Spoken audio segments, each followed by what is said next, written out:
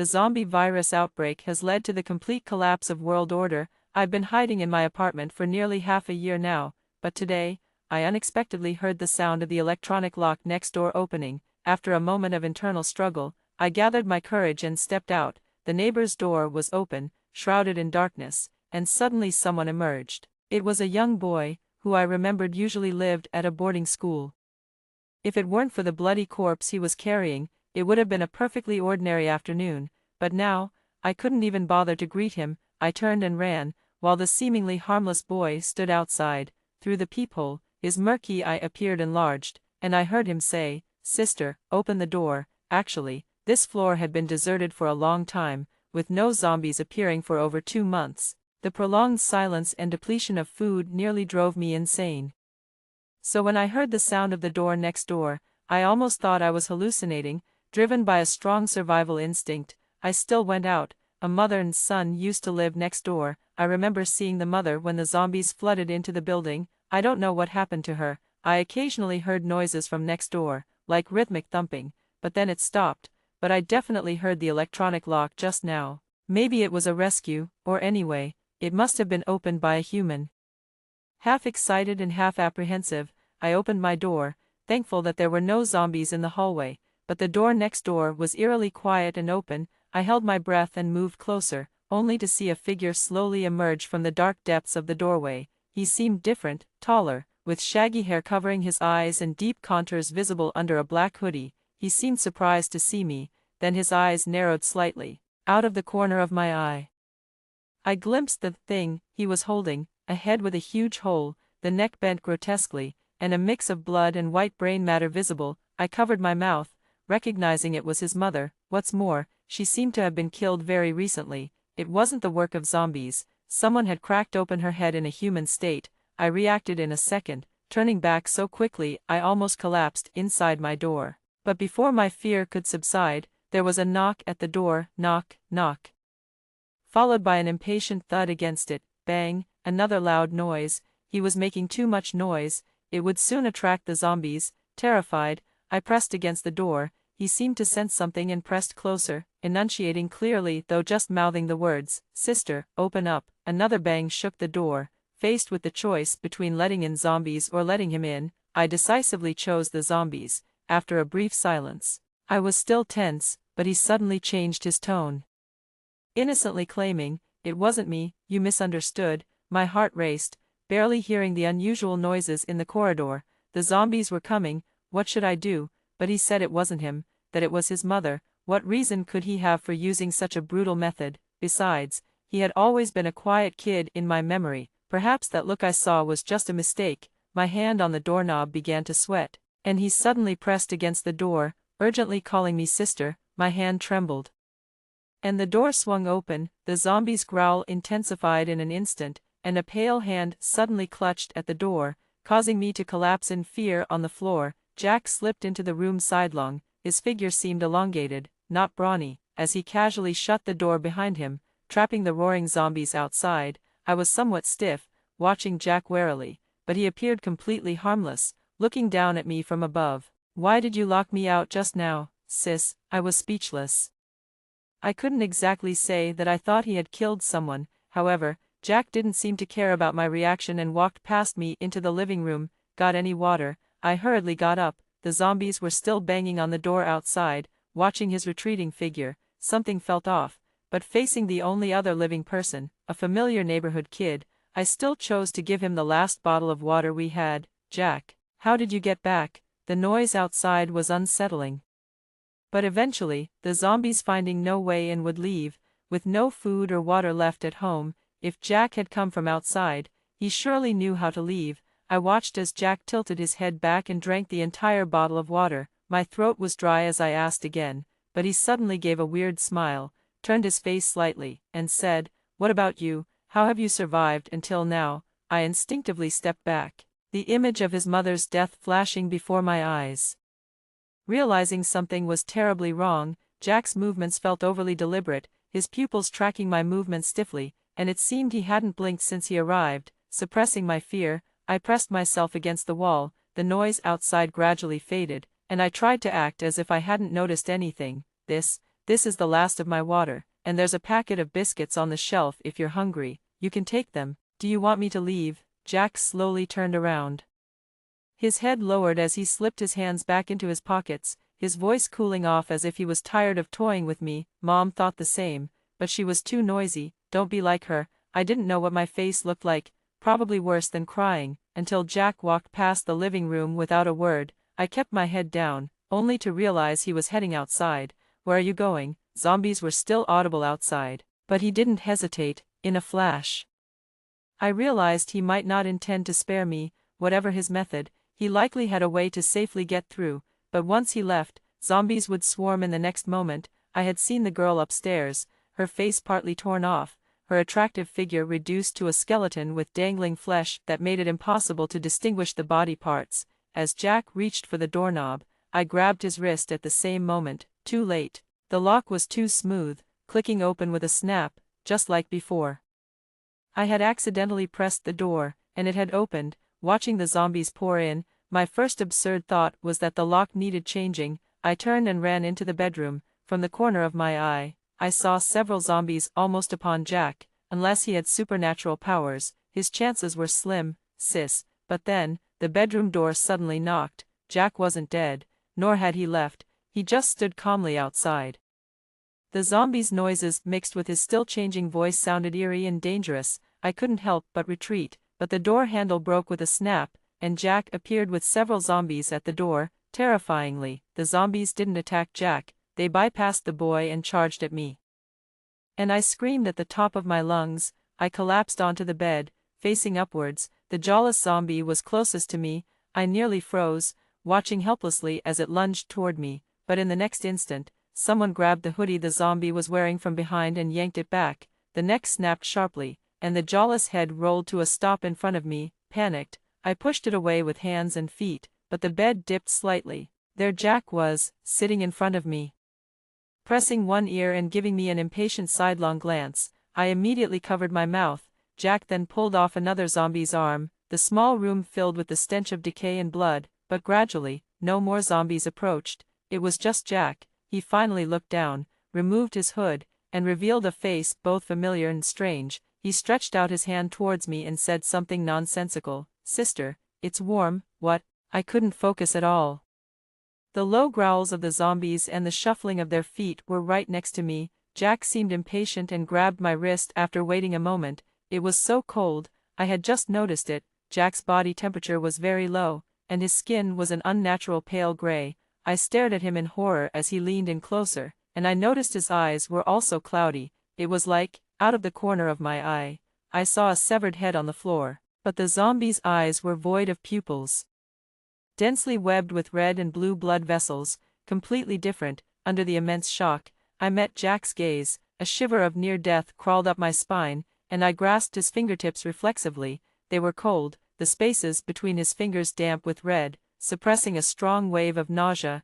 I tightened my grip on his hand, fearing he might tear off my head next, perhaps because I passively accepted him. Jack quickly placed his other hand on me, from my cheek to my neck. His body lacked any warmth of the living, but just as I was about to pull away, another zombie tentatively approached, its foul mouth nearly touching my shoulder. I forcefully pulled Jack towards me, using his body as a shield. I let go of his icy hand and buried myself tightly in the young boy's embrace, warming his equally cold body. At that moment, in a place I couldn't see, Jack's pupils dilated rapidly. His cloudy eyes widened, and the zombies around us suddenly began to howl fiercely. I clenched his collar tightly, and Jack slipped his hand under the hem of my shirt. I froze completely. The room suddenly quieted, and I firmly pressed down on Jack's wrist, colder than a snake's tongue, his fingers pressed tightly against my ribs, his chin resting on my shoulder. "What are you doing?" I asked tremulously, devoid of any firmness. Jack seemed completely unaware of the issue, rubbing against the muscles on my back for a moment before he sighed and withdrew his hand. With the room full of rampaging zombies, my pupils trembled. The eerie young man before me leaned back on purpose, teasingly saying, "What are you thinking, sister? I'm underage." My mouth twitched, but he wasn't wrong. Was Jack's biological age 16 or 17? But the question is, could he still be considered human? Jack stood up, his movements seeming much smoother. I could see the blue-gray veins in his neck, like worms under the skin, bulging and then vanishing in an instant, but soon. I had no time to think further. Jack walked out steadily, leaving me alone in the room still filled with zombies. Jack, keep it down. Shivering, I caught Jack glancing at me sideways. Aren't you coming? Jack had indeed changed, neither human nor zombie. He possibly had other abilities. I had concluded, at great personal risk, that zombies wouldn't attack him, and as long as he was nearby, they couldn't touch me either. He seemed to have an influence on some of the zombies. With very few exceptions, following him, I left the apartment building and we managed to have our first full meal in a long time at a supermarket. Chips, sausages, biscuits, bread, and boneless chicken feet. I wolfed down food behind Jack as a group of zombies stood by the shelves, drooling as they stared at me. It seemed he only needed to drink water. After loading up a cart, we found an SUV. Jack got in and tried to start it as the zombies, slow to react, started moving towards us.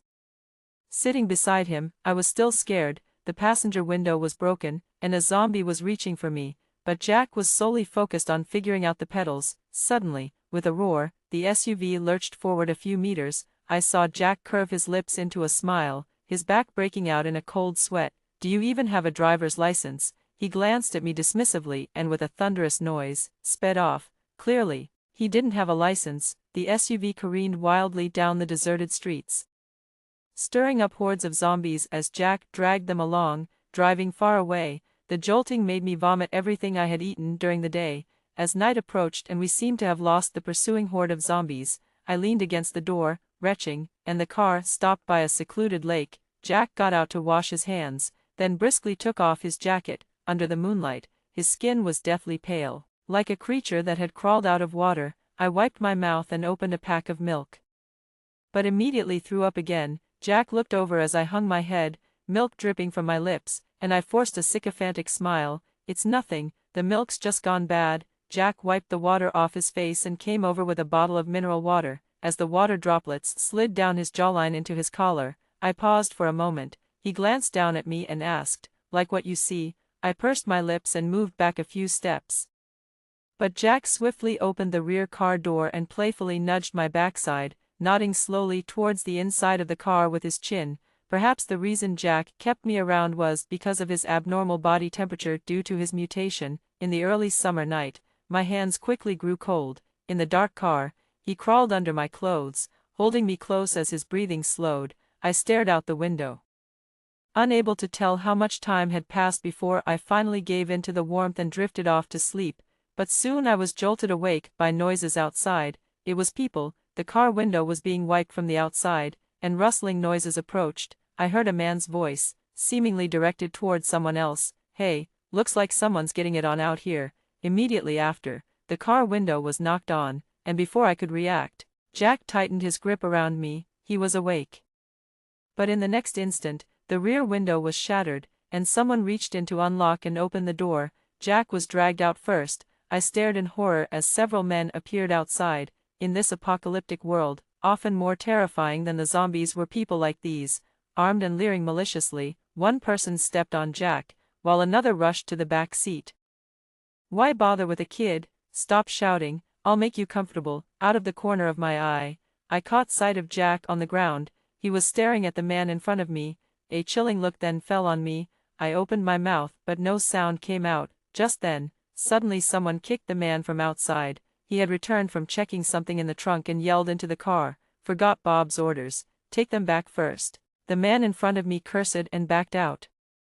These people were clearly organized. Jack was subdued and showed no signs of struggling. Soon, we were taken to their base. High fences surrounded the small buildings. We drove off-road into the facility, passing by people whose expressions were vacant. Jack and I were separated and locked in a basement for 2 full days. That night, the blonde guy seemed to take a liking to me, but maybe because their so-called Bob hadn't returned yet, he just kept verbally trying to break my will.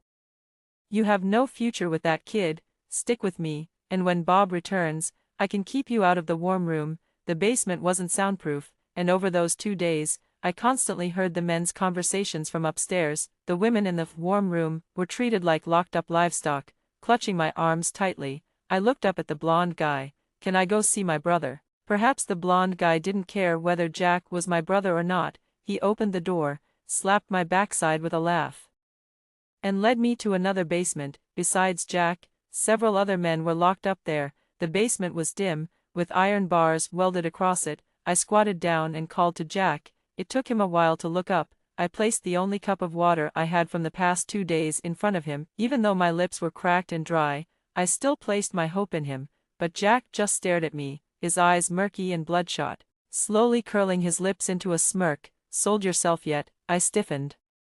On the way here, the blonde guy's lewd actions hadn't stopped. I suppressed my emotions, but they collapsed in an instant, and I stared intently at Jack, slowly extending my hand. Through the bars, Jack mockingly smiled at me, but the next second, I slapped him hard. Jack's pupils shrank rapidly, but when the blonde guy came over, he quickly returned to normal. "All right, let's go, we've got things to do." The blonde guy pulled me out of the basement, but suddenly there was a loud bang outside.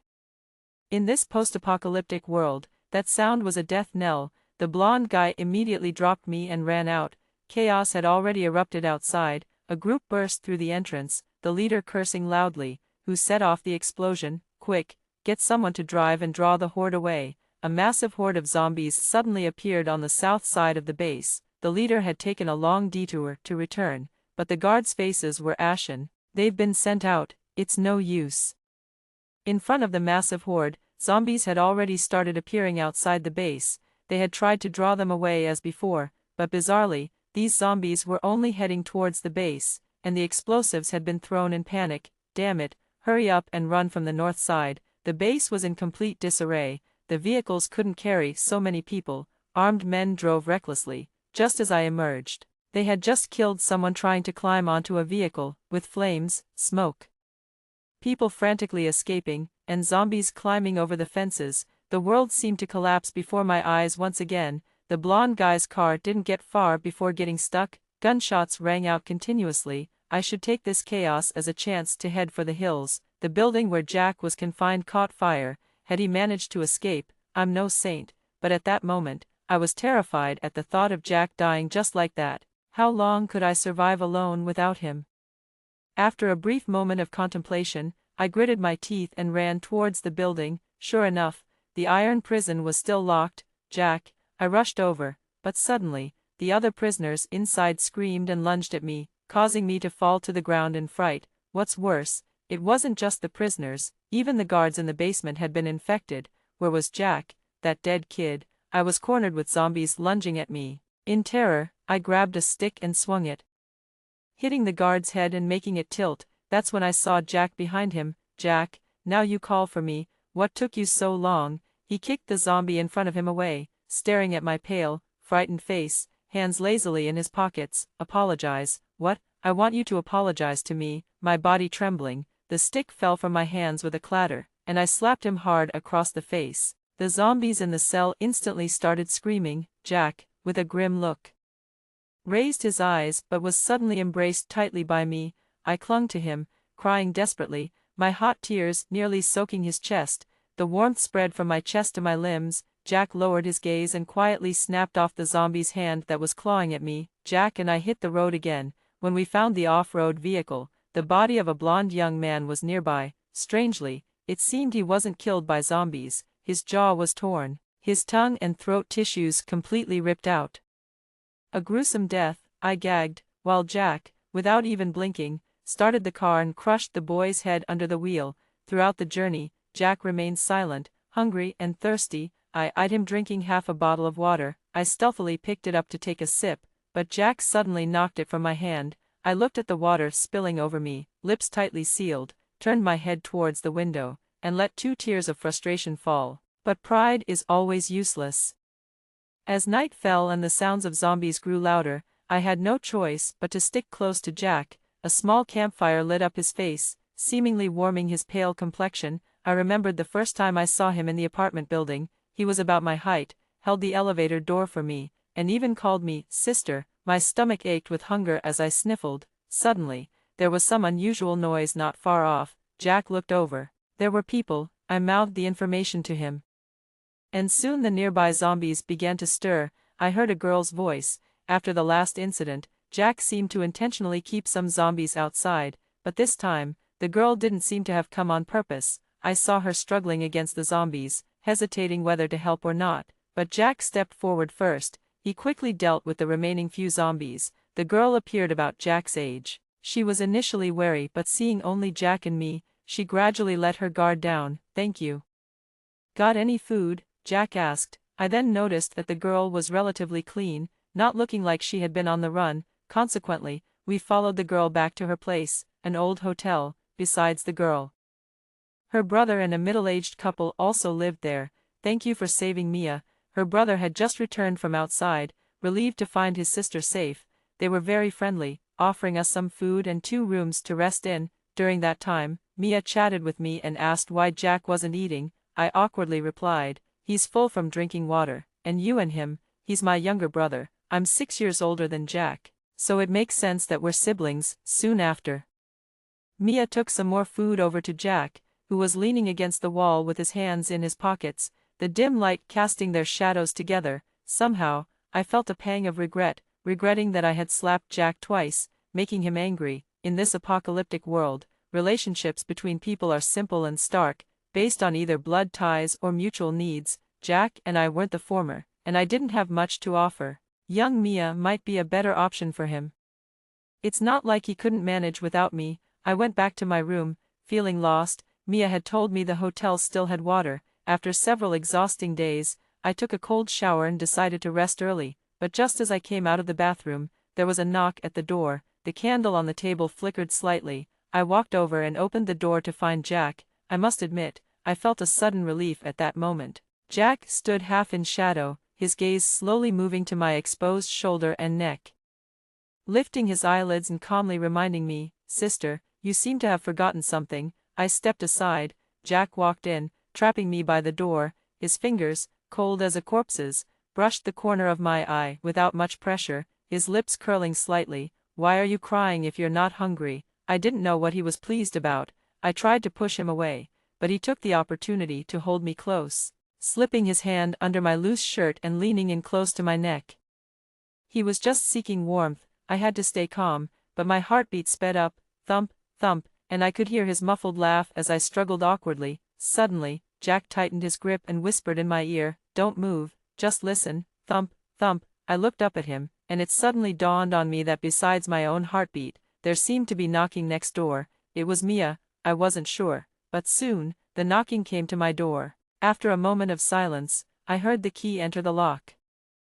I held my breath as the doorknob turned, but suddenly Jack pulled me into the closet, through the narrow slit of the door. Indeed, it was Mia. Her clear voice tentatively called out a couple of times, but suddenly a man pushed his way in behind her. It was the middle-aged man from that couple. "Damn it, where are they?" "No, I don't know. They were supposed to be in the room. Did you tip them off, you little whore? I just saw you flirting with that boy. Do you fancy him?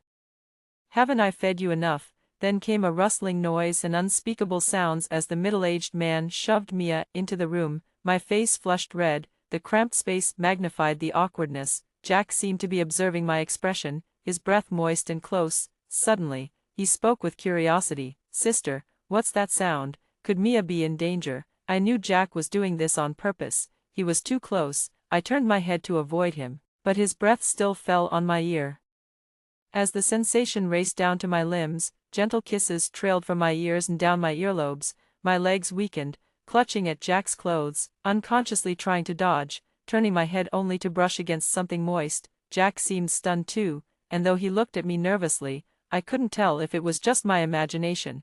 But as we were distracted, the noise outside ceased without us noticing. Then, with a click, something sharp pierced the closet, going through Jack's body and yanking the closet door open. A middle-aged man with a sharp steel pipe in his hand, his expression menacing, sneered, "What's the matter, boy? You think you're better than me?" They must have realized we were hiding there at some point. The faint smell of blood filled the air. My eyes widened in horror, but Jack just looked down and chuckled briefly. His laughter further enraged the man, who stabbed at Jack again, aiming for the back of his head. In a flash, I shoved Jack out of the way, and the sharp steel pipe stopped right before my eyes. Gasping, screaming, my pupils dilated in shock, but Jack quickly wrestled the weapon from the man and plunged it into his left eye. The man collapsed. Mia screamed and ran out, while Jack looked back at me with a lazy smile, complimenting, "Sis, you were really brave just now." Shivering, I walked over and lifted his shirt. The wound was wide enough to fit 2 fingers, tetanus shot, and bandages.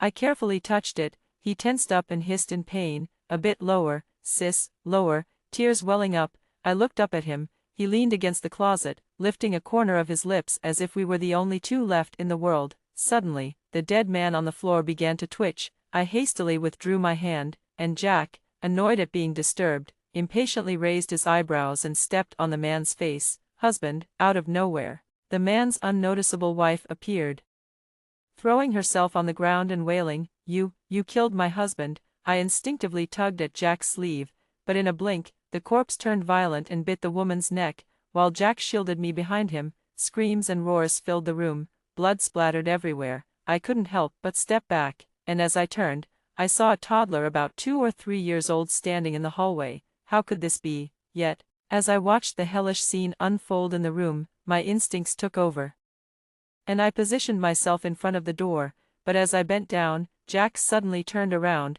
That's when I clearly saw the child under the pink knitted hat, his face decomposing. He reached out for me, and at that moment, Jack's voice exploded behind me, "Jennifer." Sadly, it was too late. The zombie child exploded in front of me, and I stared blankly at the wound on my hand before collapsing into Jack's arms. The young man's face was right before my eyes, his usual nonchalance gone, his eyes cloudy, the veins on his jaw crawling up his face like the spread of death. Don't be afraid, Jack." I suddenly realized he was just a 17-year-old boy. I wanted to stay with him a bit longer, but in this chaotic world, there are many survivors, and you will find your own warmth again. I'm just a bit tired. As the zombie virus spread, blood began to rise in my throat, but Jack's complexion looked even worse than mine. The memory of the quiet boy at the stairwell began to blur, but suddenly, Jack's jaw locked mine, his presence in the apocalypse weirdly strong and clear. He pressed his forehead against mine and fiercely bit my mouth, invading with licks and bites, as if to reclaim what had been left unfinished.